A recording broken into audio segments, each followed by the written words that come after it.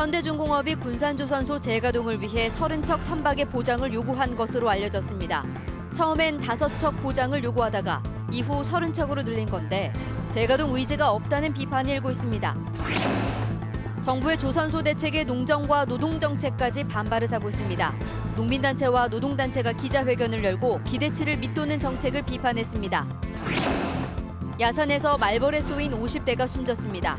여름철 말벌이 왜 위험하고 대책은 없는지 알아봤습니다. 위안부 피해 여성들의 역사적 진실을 담은 전시회가 전주에서 열리고 있습니다. 여러분 안녕하십니까? JTV 8시 뉴스입니다. 정부가 어제 군산조선소 문제에 대한 대책을 내놓았습니다. 핵심은 24억 달러의 선박펀드를 최대한 활용하겠다는 것이었습니다. 네, 하지만 현대중공업은 재가동을 위해서는 최소한 3년치 일감인 30척을 보장해줘야 한다는 입장이어서 쉽지 않아 보입니다. 김진형 기자의 보도입니다. 넉 달 전 현대중공업은 선박 10척의 일감을 확보하면 군산조선소의 가동 중단을 재검토할 수 있다고 밝혔습니다. 정부의 선박 펀드를 활용해 현대상선이 발주한 유조선 10척 가운데 5척을 우선 배정해주면 나머지 5척은 자체 수주를 통해 해결할 수 있다는 겁니다. 최소 5척이라도 이쪽으로 물량을 배정을 받고 자기들이 어떻게든 해가지고 10척 정도를 맞춰가지고 한번 해보자는 식으로 그때 저희한테 한번 들어왔었어요, 의뢰가. 그러나 군산조선소를 폐쇄한 뒤로 재가동을 위해서는 3년 동안의 일감인 30척이 확보돼야 가능하다며 입장을 바꿨습니다. 협력업체와 인력이 모두 철수한 상태에서 1년치 일감으로는 현대중공업이 떠안는 위험 부담이 너무 크다는 겁니다. 이제 10척 준다고 해서 원상복구 했더니 그 다음 연도 가서 물량이 없어버리면 그에 대한 책임은 자기 개인들이 또 져야 되기 때문에 안전한 물량 확보가 되기 전에는 갈 수 없다 그런 얘기죠. 현대중공업이 30척을 고집하면 24억 달러 규모의 선박 펀드를 활용해 군산조선소 재가동을 지원하겠다는 정부의 구상은 차질을 빚게 됩니다. 군산조선소 가동에 맞춰 7년 전에 막대한 돈을 투자한 협력업체들도 현대중공업이 경영 논리만 앞세워 지역 경제는 외면하고 있다며 강한 불만을 터뜨립니다. 피해 보상을 해달라 이거요. 현대에 돌아가든 말든 투자한 금액은 내놔라 이런 얘기입니다. 정부 대책에도 불구하고 현대중공업이 적극적인 의지를 보이지 않고 있어 군산조선소의 재가동은 더욱 멀어지고 있습니다. JTV 뉴스 김진영입니다. 지난 대선에서 전북도민은 문재인 대통령에게 압도적인 지지를 보냈습니다. 하지만 정부의 군산조선소 대책은 전북도민들의 기대와는 크게 동떨어진 실망스러운 수준이었습니다. 농업과 노동 등 다른 분야의 정책도 기대에 미치지 못하면서 정부에 대한 반발이 커지고 있습니다. 송창룡 기자가 보도합니다. 농업정책 실시하라! 농민단체들이 새 정부의 농업정책을 비판하고 나섰습니다. 지난 19일 발표한 100대 국정과제 중 농업 부문의 중심 정책인 쌀 생산 면적 줄이기가 지난 정부의 실패한 정책이라는 겁니다. 문재인 대통령이 공약한 쌀 목표 가격 인상과 농산물 최저가 안정제, 농지법 개정이 빠진 점도 문제 삼았습니다. 이러한 것들은 모두 문재인 대통령이 선거 공약으로 내세웠던 것이며 당선 100일 만에 선거 공약이 뒤집어지고 사라져버린 것이다. 노동계도 비판의 목소리를 높였습니다. 새 정부가 공공부문 비정규직의 정규직화를 약속했지만 현실에서는 해고가 잇따르는 등 괴리가 발생하고 있다고 주장했습니다.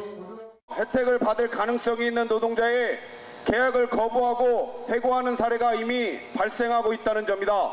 어제 알맹이 없는 군산조선소 대책을 발표해 전북에 큰 실망감을 안겨준 정부.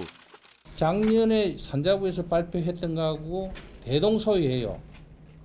문구만 몇 개 바꿨을 뿐이지 거의 같은 거야.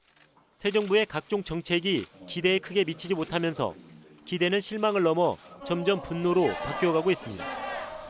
JTV 뉴스 송창룡입니다. 현대중공업이 군산조선소 가동에 소극적인 가운데 현대중공업의 주주인 국민연금관리공단이 적극적으로 개입해야 한다는 주장이 나왔습니다. 전북도의회 최인정 의원은 기자회견을 통해 현대중공업 지분 9.3%를 가진 연금공단이 경영권 승계 의혹에 내부 감사를 촉구하고 정부 발주량을 군산으로 옮기도록 의사결정을 내면 그동안 꿈쩍도 않던 회사 측이 조금씩 변화를 보일 거라고 주장했습니다. 진안군의 한 야산에서 50대가 말벌에 쏘여 숨졌습니다. 여름철은 말벌의 번식 활동이 활발해져서 공격을 당할 가능성이 큰 만큼 각별한 주의가 필요합니다. 나금동 기자의 보도입니다. 진안의 한 야산입니다. 어제 오후 5시쯤 집 앞 야산에서 풀을 뽑던 58살 A씨가 머리와 등 그리고 팔 3군데를 말벌에 쏘였습니다. 어지럼증을 호소하던 A씨는 아내와 함께 집으로 귀가했습니다. 집으로 돌아와 휴식을 취하던 A씨는 갑자기 호흡곤란 증세를 보여 인근 병원으로 옮겨졌지만 결국 숨졌습니다. 벌의 번식기인 7월과 9월까지는 공격 성향이 최고조에 이르기 때문에 벌에 쏘이지 않도록 주의해야 합니다. 지난 2011년 8월에만 전북에서 벌에 쏘인 3명이 숨지기도 했습니다. 말벌의 독성은 일반 벌보다 15배가량 높아 위험합니다. 따라서 말벌에 물렸을 때는 신속한 응급처치가 중요합니다. 쏘인 자리를 신용카드 같은 것으로 긁어 벌침을 제거하시고 얼굴이나 목, 가슴, 배 등이 쏘였거나 아니면 어지럽거나 실신 같은 증상이 있을 경우에는 바로 응급실에 오시는 것이 좋겠습니다. 벌집을 발견하면 119에 신고하는 게 좋습니다. 벌집을 발견하셨을 경우에 무리하게 제거하려고 하지 마시고 가까운 소방서로 신고하시면 됩니다. 또 산행이나 벌초를 할 때는 화려한 색의 옷이나 향이 진한 화장품을 피하고 긴 옷이나 장화 등을 착용해야 피해를 막을 수 있습니다. JTB 뉴스 나금동입니다. 전문대학에 이어서 도내 4년제 대학들도 연합대학 체제를 구축하기로 합의했습니다. 학령 인구 감소 속에 생존을 위해서는 대학 간 협력이 선택이 아닌 필수가 되고 있습니다. 조창현 기자가 보도합니다. 11개 도내 4년제 대학 총장들이 한자리에 모였습니다. 이들은 교육과 학술, 연구 등에 교류하기로 합의했습니다. 앞으로 각 대학들은 교수와 연구 인력의 교류, 학생 교류와 상호 학점 인정, 기자재와 시설물을 공동으로 활용하기로 했습니다. 대학들은 어려울 때일수록 경쟁보다는 협력을 통해 상생해야 한다는데 뜻을 같이 했습니다. 고등학생 수 대비 대학 정원 이런 기준으로 보면 전국에서 가장 열악한 지역 중에 하나입니다. 그럼 이런 상황을 다 대학들이 알고 있는 상황에서 뭔가 돌파구를 모색을 해야 되는 거고. 도 단위에서 국립과 사립을 포함해 모든 4년제 대학들이 연합대학 체제를 구축한 것은 전북 지역이 처음입니다. 4년제 대학에 앞서 도내 8개 전문대학들도 연합대학 체제를 구축했습니다. 전문대학들은 협약을 맺고 시설과 자원은 물론 교육 과정도 교류하기로 약속했습니다. 출혈 경쟁을 피하고 학교별로 경쟁력 있는 학과를 키워내겠다는 의미를 담고 있습니다. 우리 대학 같은 경우도 이제 앞으로 경쟁력이 약한 학과들은 좀 줄여나가고 인근에 있는 대학들이 경쟁력이 있는 학과들은 좀 인원을 좀 늘려나가는 것을 택한다면 전라북도 전체적으로 봤을 때 대학 경쟁력은 좀 더 높아지지 않겠나 그렇게 생각합니다. 교육당국 분석 결과 2019학년도에 대학 입학 자원과 대학 정원이 1대2를 이루고 그 뒤부터는 4만 명, 8만 명, 10만 명씩 감소할 것으로 예상됐습니다. 급격한 학령 인구 감소가 현실로 다가오면서 대학 간 연합은 생존을 위한 선택이 아닌 필수가 됐습니다. JTB 뉴스 조창인입니다. 사진과 그립, 옛 문서를 통해 위안부 피해 여성들의 역사적 진실을 담은 전시회가 열립니다. 예술계의 두 거장, 박남재 화백과 최승범 시인의 시화전 소식도 준비했습니다. 문화가 소식 하원호 기자입니다. 2차 세계대전 당시 일본군에 끌려간 10대 소녀들, 중국과 필리핀, 인도네시아 등 전장을 떠돌며 하루 100여 명의 일본군을 상대해야 했습니다. 전쟁이 끝난 뒤에도 상당수가 고향으로 돌아오지 못했고 머나먼 이국에서 비참한 생을 마감했습니다. 이번 전시에서는 당시 일본군이 위안부 모집에 직접 관여했음을 보여주는 사료를 비롯해 위안부 피해 여성들의 생생한 사진과 증언을 살펴볼 수 있습니다. 그 역사적인 고증 자료들을 통해서 이 일본군 위안부 피해 문제가 실제로 존재를 했었다는 하나의 진실을 드러내고 박남재 화백과 최승범 시인 두 거장이 시화전을 열었습니다. 고교 선후배 사이지만 친구이자 예술적 동반자로 함께해온 60년 세월을 기념하기 위한 전시회입니다.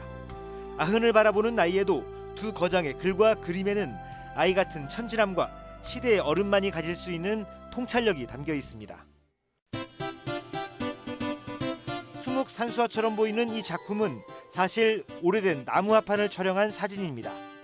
사진작가 허성철은 사진에 그림을 입히고 다시 사진으로 찍어 보정하는 색다른 작업을 선보입니다. 사람의 눈으로 잡아낼 수 없는 새로운 색깔을 만날 수 있습니다.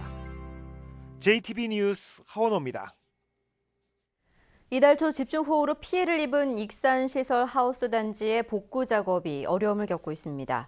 전라북도에 따르면 지난 6일 폭우로 익산에서만 수박과 토마토, 상추 등 시설하우스 1,216동 85헥타르가 침수 피해를 입었습니다. 전라북도는 공무원과 군인 등을 교대로 투입해 복구 작업을 하고 있지만 침수 피해가 크고 일손이 부족해 피해 작물을 걷어내고 시설을 정비하는 데는 한 달 이상 걸릴 것으로 예상했습니다. 2023 세계 잼버리 대회 개최지 결정이 한 달도 채 남지 않은 가운데 전라북도가 아르메니아에서 유라시아 9개국 표심 잡기에 나섰습니다. 전라북도 유치단은 바그렛 전 유라시아 스카우트 사무처장 등 유라시아 스카우트 관계자들을 만나 다음 달 아제르바이잔에서 열리는 세계 스카우트 연맹 총회에서 2023 세계 잼버리 대회 개최지로 새만금을 선택해 줄 것을 당부했습니다. 다음 달 27일에 새로운 당 대표를 뽑을 국민의당이 전당대회 준비위원장에 황주홍 의원을, 준비위원회 조배숙 김종회 의원과 양영두 부위원장을 임명했습니다. 이들은 당 대표를 뽑는 데 최선을 다해 위기에 빠진 당을 구하기로 했습니다. 이날 전당대회에서는 정동영 의원이 천정배 의원 등과 함께 당 대표에 도전합니다. 전주의 성매매 직결지인 이른바 선미촌의 업주와 종사 여성이 전주시의 문화예술공간 조성 사업을 반대하고 나섰습니다. 이들은 오늘 오전 전주시청 광장에서 집회를 열고 업주들과 종사 여성들의 생존권을 보장하고 보복성 단속을 중단하라고 촉구했습니다. 전주시는 지난 4월 제정한 여성 자활 지원 조례를 통해 성매매 여성 1명당 2천만 원 규모의 지원 대책을 마련한 만큼 성매매 피해 여성의 자활을 도울 계획입니다.